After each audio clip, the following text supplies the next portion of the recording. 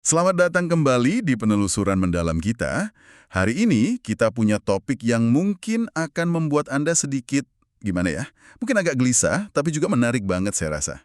Iya, topik yang cukup menggelitik ya. Kita akan gali nih, kenapa sih melihat kerabat terdekat kita di dunia hewan, kera, dan monyet, itu seringkali memicu apa yang disebut oleh seorang drama abad ke-17 sebagai refleksi yang memalukan. Istilah yang kuat itu. Betul.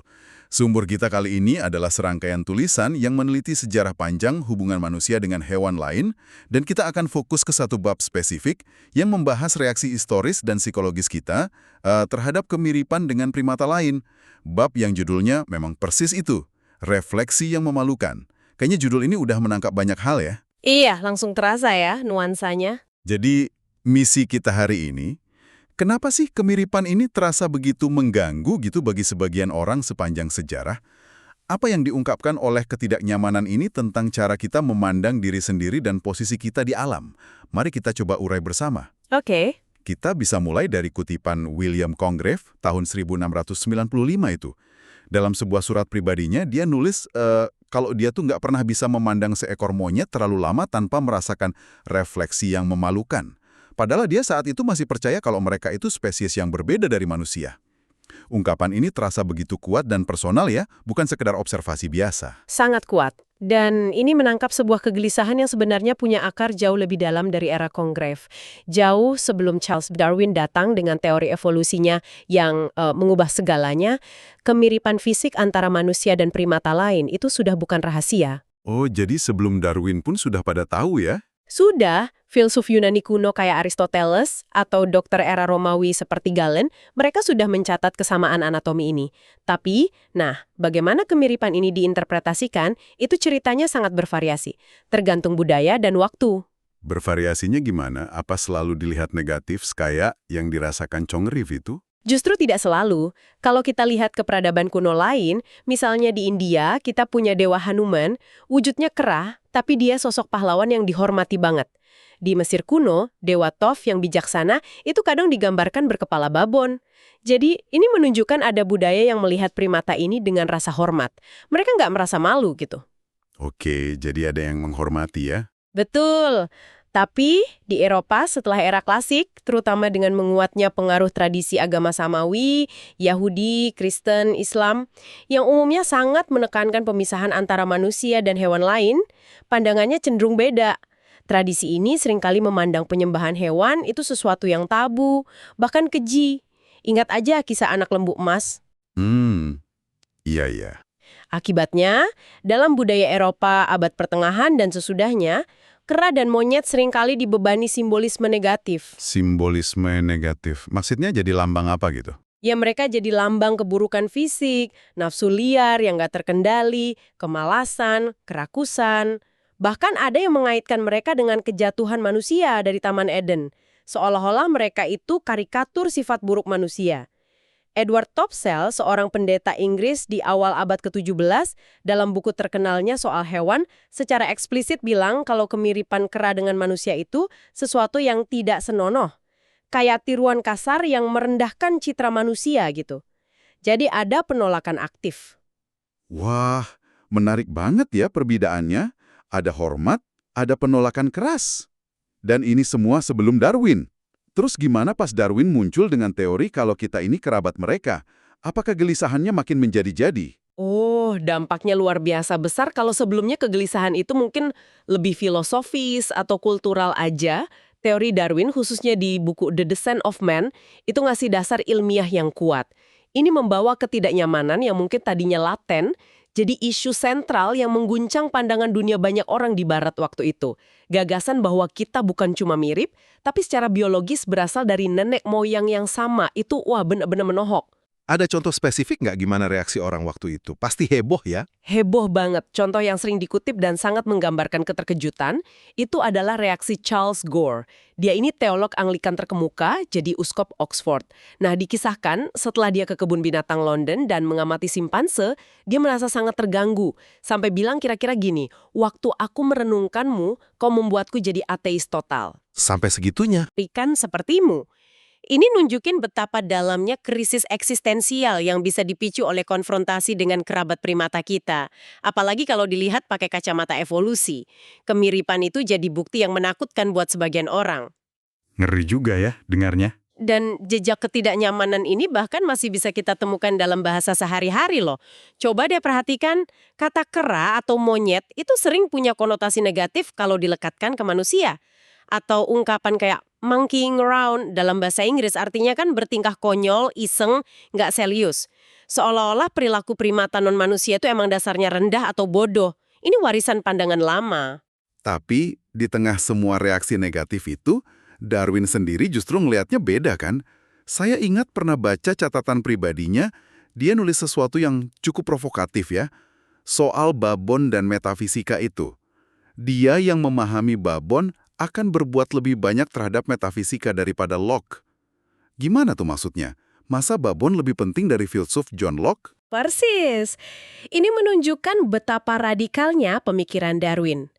Bagi dia, mempelajari primata non-manusia itu bukan sekedar soal biologi. Dia melihatnya sebagai kunci untuk membuka pemahaman yang lebih dalam tentang sifat dasar manusia itu sendiri. Psikologi kita, perilaku sosial kita, bahkan pertanyaan filosofis mendasar tentang kesadaran, pikiran, tempat kita di alam semesta yang dia rangkum dengan istilah metafisika itu.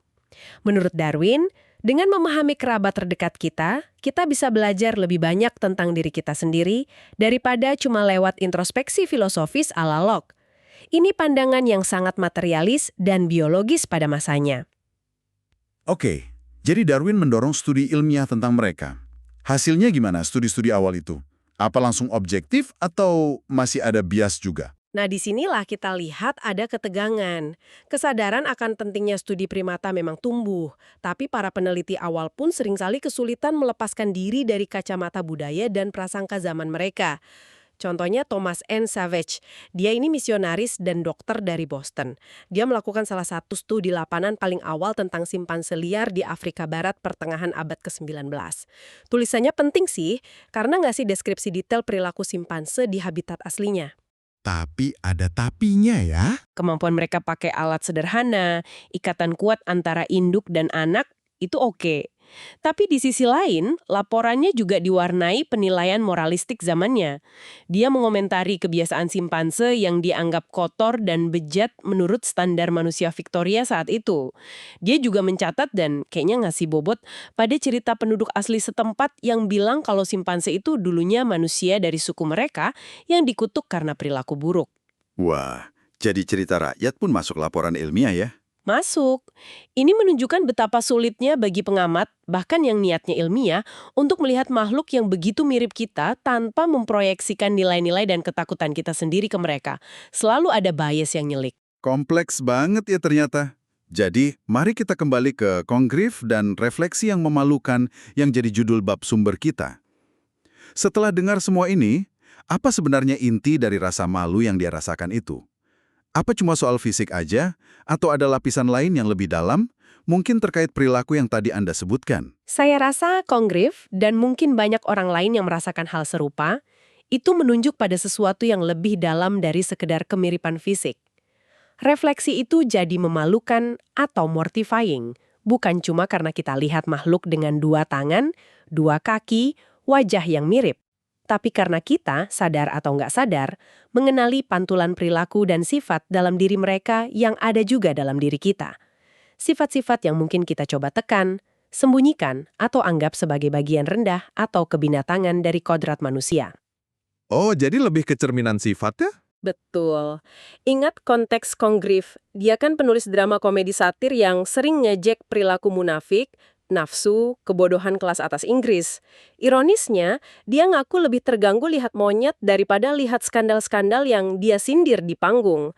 Bahkan, para pengkritik dramanya saat itu ada yang mencemooh karyanya sebagai kebinatangan atau membandingkan karakter-karakternya dengan kambing dan monyet, simbol nafsu dan kekasaran. Jadi ada kaitannya dengan karya dia sendiri ya? Bisa jadi. Kegelisahan Congreve mungkin muncul karena di dalam monyet dia melihat karikatur yang jujur dan tanpa tedeng aling-aling dari dorongan-dorongan dasar, nafsu, kesia-siaan, mungkin agresi atau keisengan, yang juga ada pada manusia. Tapi seringkali ditutupi lapisan tipis peradaban atau kemunafikan sosial. Melihatnya secara telanjang pada primata lain, itu memaksa kita bercermin, dan itu bisa terasa memalukan. Jadi ini bukan sekedar soal penampilan fisik, tapi lebih ke cermin perilaku dan sifat dasar yang mungkin keingin kita akui. Dan yang bikin makin menarik, atau mungkin makin meresahkan bagi sebagian orang, adalah bagaimana sains modern bukannya membantah hubungan ini, malah justru mengkonfirmasinya di tingkat yang jauh lebih fundamental ya, jauh melampaui pengamatan mata telanjang. Tepat sekali. Kalau dulu perdebatan masih berkutat pada interpretasi anatomi dan perilaku yang bisa diperdebatkan, penemuan di bidang biologi molekuler, terutama genetika, dalam beberapa dekade terakhir ini ngasih bukti yang sangat kuat dan kuantitatif. Kita nggak lagi cuma bicara soal mirip, tapi soal berkerabat dekat di level kode genetik. Bukti molekuler kayak gimana yang paling menonjol? Salah satu contoh klasik dan jelas banget itu perbandingan protein.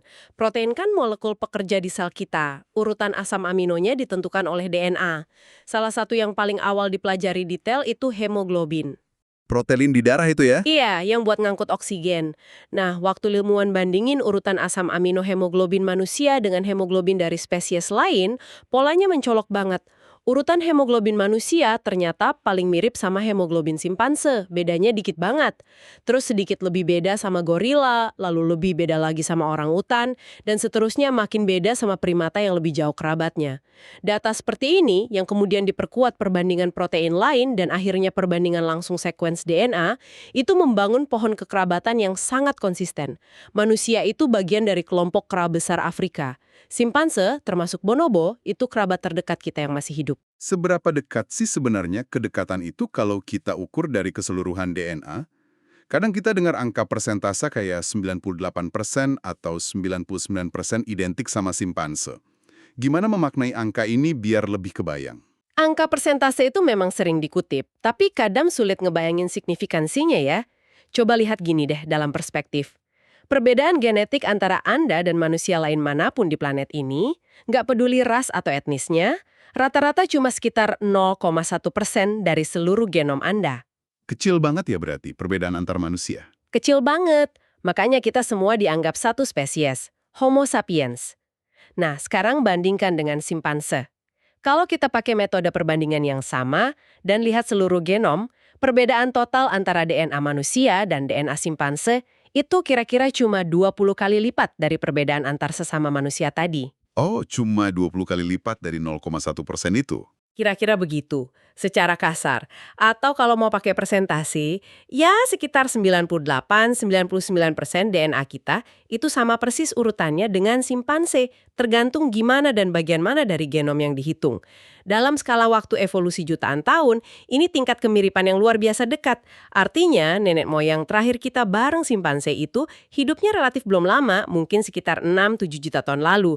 Jadi fakta molekuler ini secara tegas menempatkan kita bukan sebagai makhluk yang terpisah jauh, tapi sebagai cabang yang sangat dekat dalam pohon keluarga primata.